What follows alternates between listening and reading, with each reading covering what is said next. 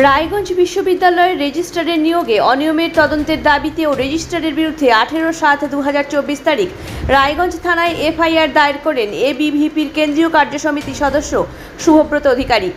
একই বিষয়ে রাজ্যের মাননীয় রাজ্যপালের কাছে অভিযোগ জানানো হলো।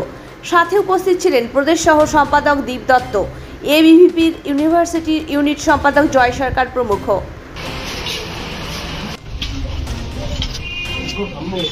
থানায় আসা এবং সাংবাদিক সম্মেলনের কারণ আপনারা জানেন, এবিভিপি দীর্ঘদিন ধরে রায়গঞ্জ বিশ্ববিদ্যালয়ের রেজিস্ট্রার নিয়োগে যে দুর্নীতি এবং দুর্নীতিগ্রস্ত রেজিস্ট্রারকে অপসারণের দাবিতে আন্দোলন করছে।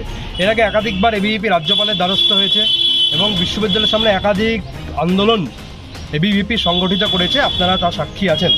কিন্তু এখনও অবধি রেজিস্ট্রারের কোনো অপসারণ হয়নি। তাই আজকে আমরা বাধ্য হয়ে রায়গঞ্জ বিশ্ববিদ্যালয়ের রেজিস্ট্রারের বিরুদ্ধে আমরা পুলিশি অভিযোগ অর্থাৎ এফআইআর করলাম। রেজিস্ট্রার নিয়োগে যে দুর্নীতি এবং সেই দুর্নীতির তদন্তের দাবিতে তার যে ন্যূনতম রেজিস্ট্রার হওয়ার যোগ্যতা অর্থাৎ ন্যূনতম 10 বছরের শিক্ষাগত করার অভিজ্ঞতা সেটা তার নেই।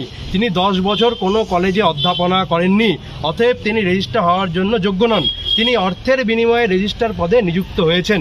এই যদি রায়গঞ্জ বিশ্ববিদ্যালয়ের মতো একটি বিশ্ববিদ্যালয়ে অর্থের বিনিময়ে রেজিস্ট্রারে নিয়োগ হয়, স্বাভাবিকভাবে সেই বিশ্ববিদ্যালয় ন্যাকের বিচারে গ্রুপ ডি পাবে এবং এই অযোগ্য রেজিস্ট্রারকে অপসারণের দাবিতে তিনি একটি নির্দিষ্ট রাজনৈতিক দলের ভিত্তি হিসাবে সেই বিশ্ববিদ্যালয়ে কাজ করেন।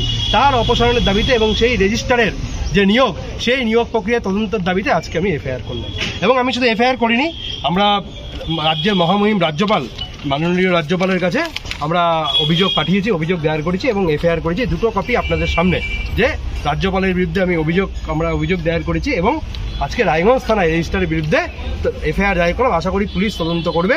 যদি তদন্ত না করে তো আমরা আইনি পথে হাঁটতে বাধ্য হব। এরপরে আমি বিশ্ববিদ্যালয়ের উপাচার্যকে আমরা আইনি নোটিশ পাঠাবো। ব্যুরো রিপোর্ট, খাস খবর 8। এখন আপনিও রিপোর্টার, আপনার এলাকার যে কোনো খবর পাঠান এই নম্বরগুলোতে।